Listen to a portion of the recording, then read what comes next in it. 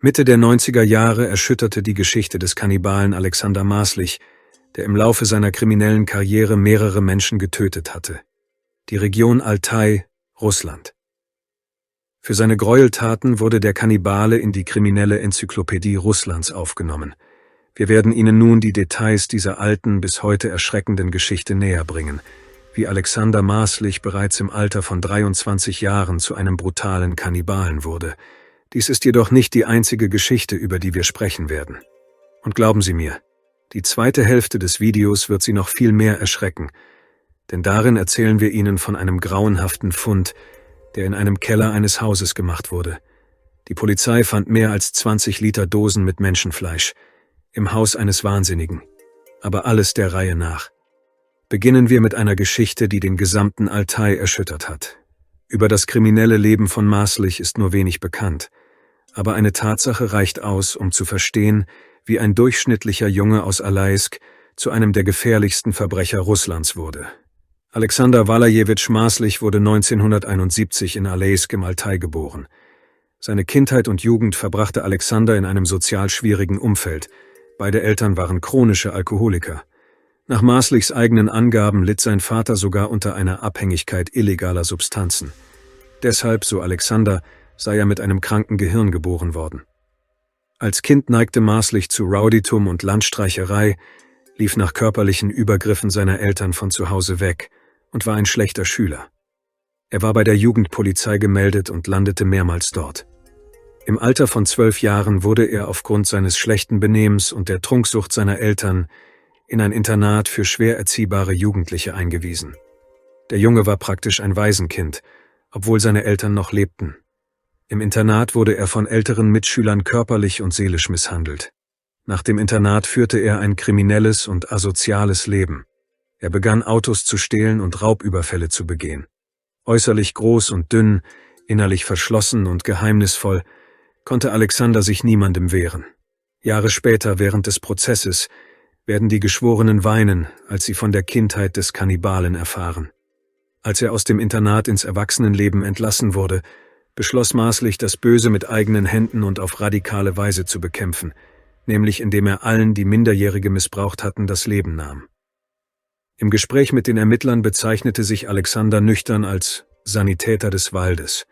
Seine kriminelle Laufbahn begann jedoch mit einfachen Autodiebstählen und Raubüberfällen, und gerade bei einem davon tötete er einen Menschen. So kam er zum ersten Mal in eine Hochsicherheitsanstalt in einem Dorf in Barnaul. Die Beziehungen des zukünftigen Kannibalen zu seinen Zellengenossen waren genauso kompliziert wie in seiner Kindheit zu seinen Brüdern im Internat. Deshalb entsprach die nächste Tat bereits Maßlichs Ideologie, Verbrecher zu bestrafen. 1991 erwürgte er seinen Zellengenossen. Dafür erhielt er 12 Jahre Haft und den Status eines Wiederholungstäters. Nach dem Vorfall hatten sogar die gefährlichsten Häftlinge Angst, mit ihm in einer Zelle zu sein. Und das, wie sich herausstellte, nicht ohne Grund. Seine Haftstrafe wurde immer länger und betrug schließlich lebenslänglich, denn jedes neue Verbrechen hinter Gittern übertraf das vorherige an Raffinesse und Grausamkeit. Danach wurde der Verbrecher in die Untersuchungshaftanstalt Nummer 1 in Barnaul verlegt. Schon damals hatte er einen ausgeklügelten Plan ausgeheckt, den er konsequent verfolgte. Er wollte in das Serbsky-Zentrum für Sozial- und Forensische Psychiatrie in Moskau kommen. Dorthin wurden die Schlimmsten der Schlimmsten geschickt, zur Begutachtung und Feststellung der Zurechnungsfähigkeit, was bei einer Verurteilung zu lebenslanger Haft oder zum Tode zwingend erforderlich war. In den 90er Jahren galt diese Einrichtung für Häftlinge als Kurort. Die Fahrt in die Hauptstadt und die Untersuchung dauerten ein paar Monate. Während dieser Zeit konnten sich die Häftlinge vom Gefängnisalltag erholen. Das Ergebnis war, dass sie für unzurechnungsfähig erklärt wurden und eine Überweisung in eine psychiatrische Klinik erhielten. Außerdem waren viele Straftäter davon überzeugt, dass es viel einfacher war, von dort zu fliehen, als aus dem Gefängnis in Barnaul. Alexander teilte sich eine Zelle mit einem Straftäter, der gegen ein minderjähriges Mädchen Gewalt ausübte. Die Beziehung zu ihm war nicht gut. Eines Nachts prahlte Maßlichs neuer Nachbar mit seinen kriminellen Heldentaten und sparte dabei nicht mit Emotionen. Er erzählte, wie sehr er 10-jährige Mädchen mochte. Er warf Alexander sogar vor, dass er sich an seinen eigenen Leuten vergreife, obwohl er doch nur Fremde anfassen könne. Maßlich schlug seinem geschwätzigen Zellengenossen daraufhin mehrmals ins Gesicht und auf die Brust. Nach einiger Zeit kam es erneut zu einem heftigen Streit. Schließlich legte Alexander seinem Zellengenossen eine Schnur um den Hals und würgte ihn, bis er erstickte. Maßlich legte die Leiche auf das Bett. Nach einiger Zeit kam ihm der Gedanke, sich den Strafverfolgungsbehörden als Kannibale zu stellen, obwohl er selbst angab, schon vor seiner Verhaftung Menschenfleisch probiert zu haben. Der Verbrecher war der Meinung, wenn die Wärter sehen würden, wie er seinen Zellengenossen verspeist, würde er viel schneller in die begehrte psychiatrische Kurklinik kommen. Als Waffe diente ihm ein Stift aus einem gewöhnlichen Kugelschreiber, der in der Zelle erlaubt war. Alexander schlug ihn am Boden spitz, erstach dann sein Opfer und begann, dessen Organe zu essen, die er im Waschbecken gekocht hatte. Allerdings sah niemand, dass er seinen Opfer verspeiste, oder man beschloss, darüber hinwegzusehen. In der Gesetzgebung der Russischen Föderation gibt es keinen eigenen Artikel für Kannibalismus. Nach diesem blutigen Vorfall wurde Maslicha 1994 als besonders gefährlicher Straftäter, der gegen die Haftbedingungen verstößt, in eine Strafisolationshaft-Anstalt in Rubzowsk verlegt. Die Strafverfolgungsbehörden befürchteten, dass es sonst zu Massenunruhen unter den Häftlingen kommen könnte. Sergei Voronin, Kriminalwissenschaftler, berichtete: In jenem Jahr wurde ich als stellvertretender Staatsanwalt nach Rubzowsk geschickt, um einen anderen Fall zu untersuchen. Ich erfuhr buchstäblich am nächsten Tag von dem schreienden Mord und beschloss, den Verbrecher aufzusuchen. Seltsamerweise machte er einen sympathischen Eindruck. Er sprach klar und deutlich, sein Verhalten war angemessen und sogar höflich. Wie die Mitarbeiter der Haftanstalt berichteten, gab es auch keine aggressiven Äußerungen seinerseits. Auch sein Äußeres war sympathisch, groß, fast 1,90 Meter, schlank.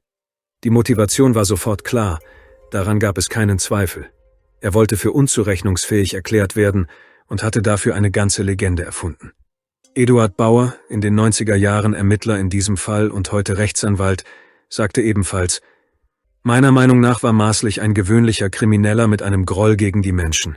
Er wollte mit Hilfe einer gerichtsmedizinischen Untersuchung einer Strafe entgehen. Während des Treffens verhielt er sich normal und wirkte nicht furchterregend. Allerdings erfordert der Umgang mit solchen Menschen natürlich Vorsichtsmaßnahmen. Die obligatorische Anwesenheit eines Vollzugsbeamten und eines Diensthundes.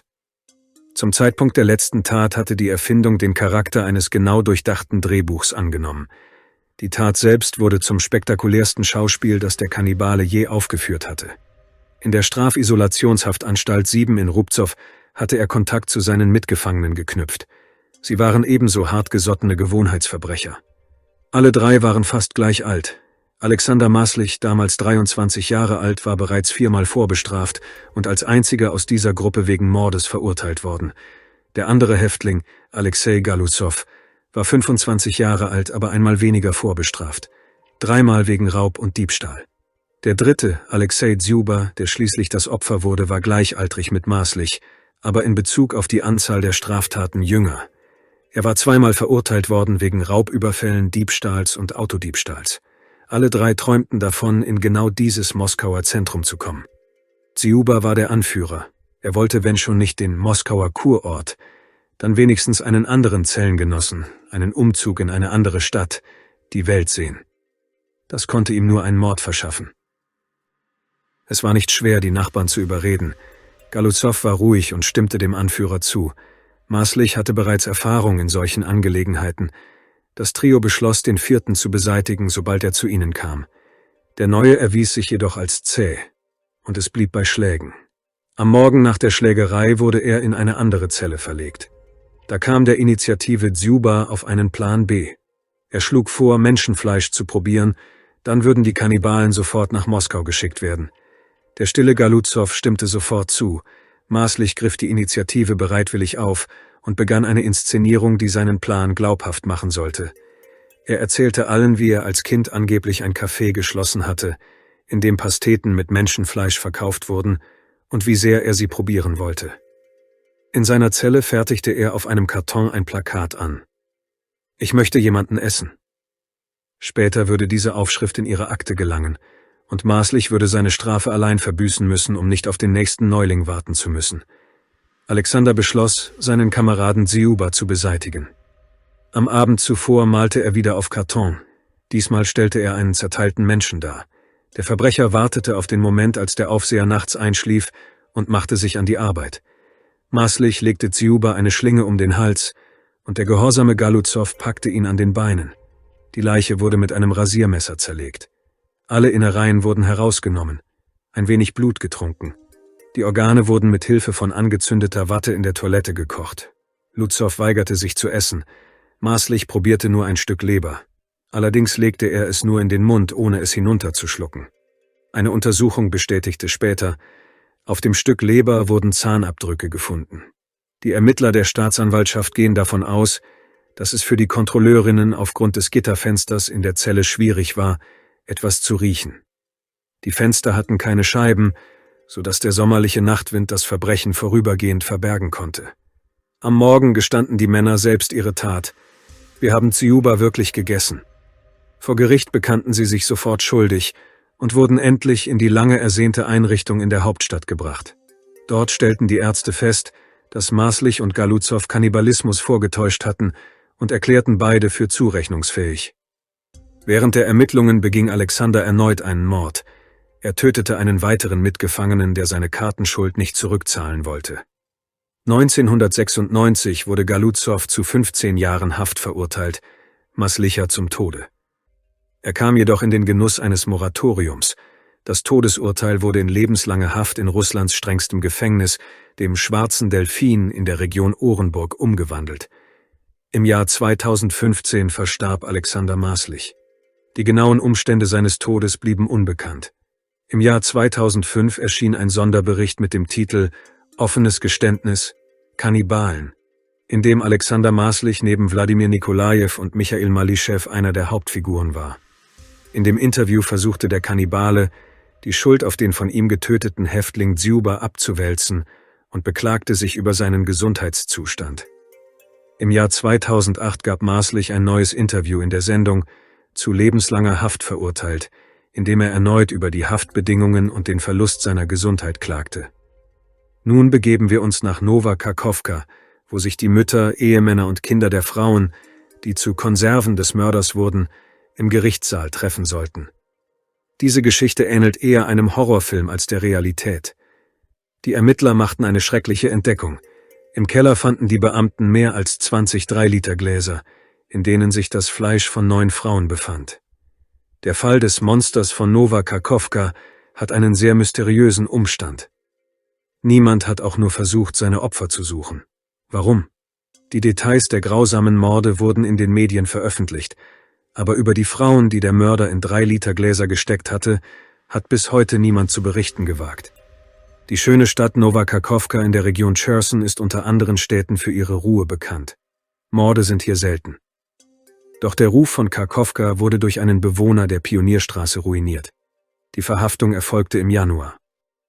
Bis heute tauchen in dieser Gegend Neugierige auf, die die Fenster der Wohnung sehen wollen, in der der Kannibale lebte. Der Festgenommene bestritt nicht, dass er aus seinen Opfern Konserven hergestellt und diese mit Genuss gegessen habe.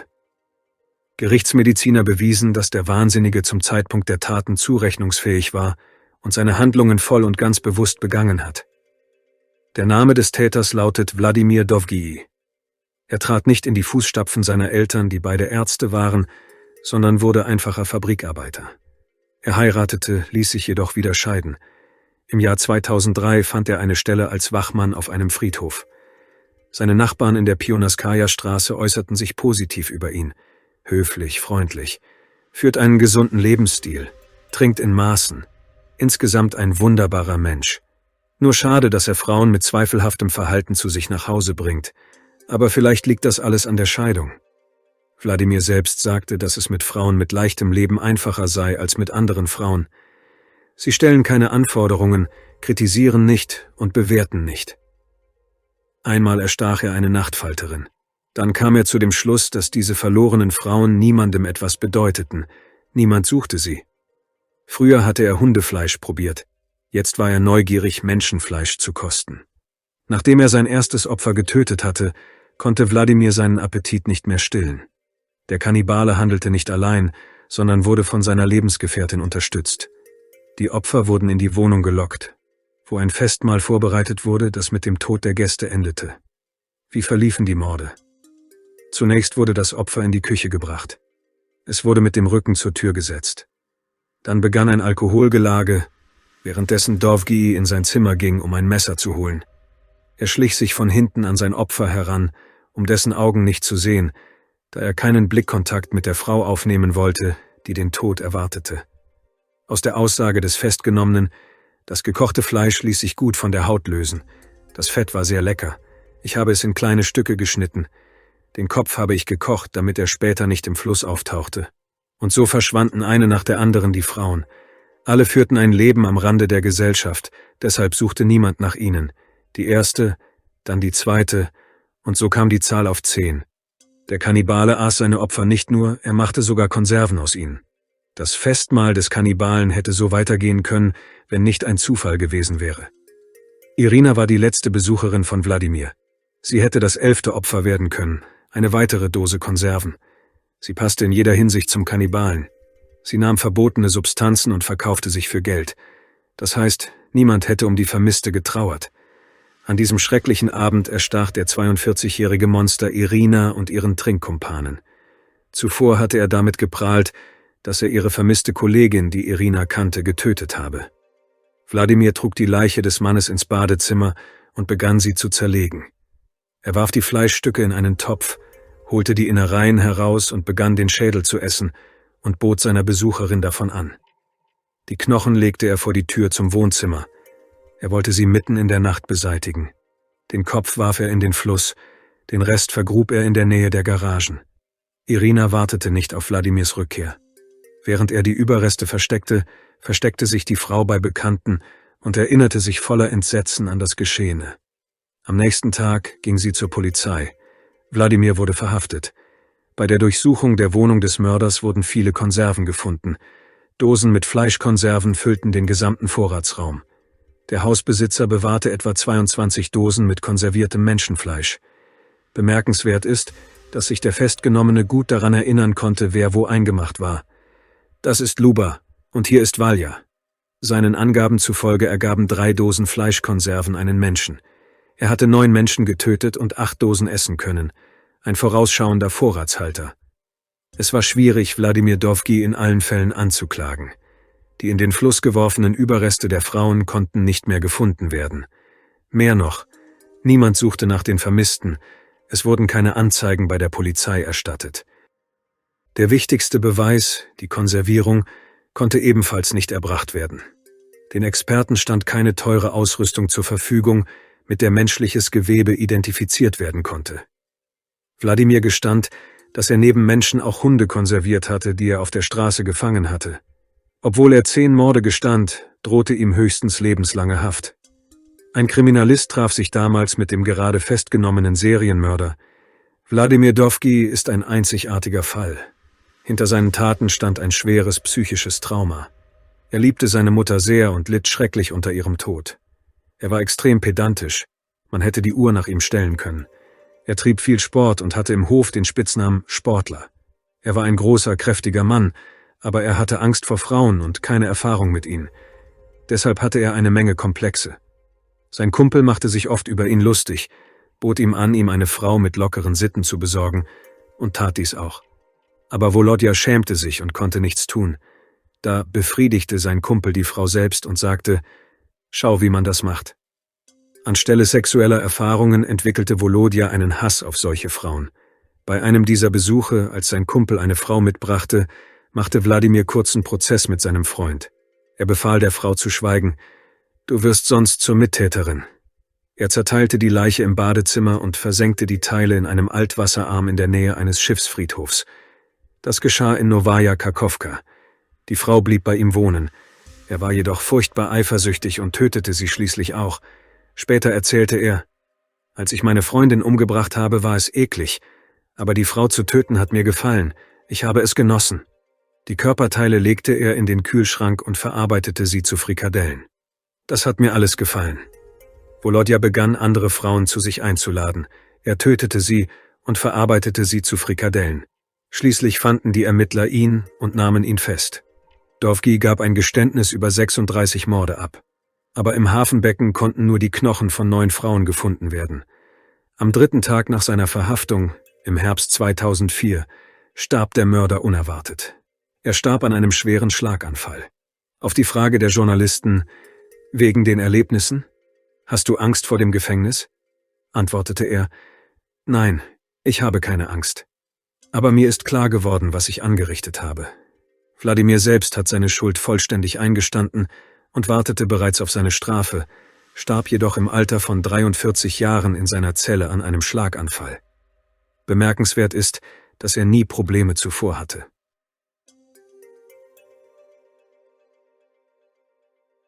Danke fürs Zuschauen und passen Sie auf sich auf.